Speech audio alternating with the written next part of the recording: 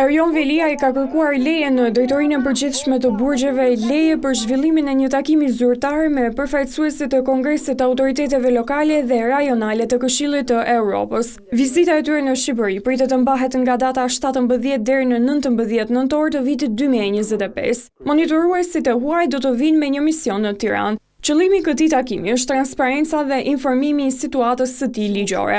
Në përputhje me detyrimet që rrjedhin nga Konventa Evropiane për të drejtat e njerëzit, veçanërisht nenet 6 dhe 8, që garantojnë të drejtën për komunikim dhe përfaqësim, ju lutem të miratoni këtë kërkesë dhe të siguroni kushtet për zhvillimin e takimit, thekson Veliaj në kërkesën drejtuar SPAK dhe Drejtorisë së Burgjeve. Ndërkohë, po sot gjyqi do të vendoste për fatin e dosjes së Veliajt nëse do të kalojë apo jo në gjykim, u shtypur në datën 17 nëntor. Në këtë datë pritet që mbrojtësit të bëjnë kërkesat e tyre.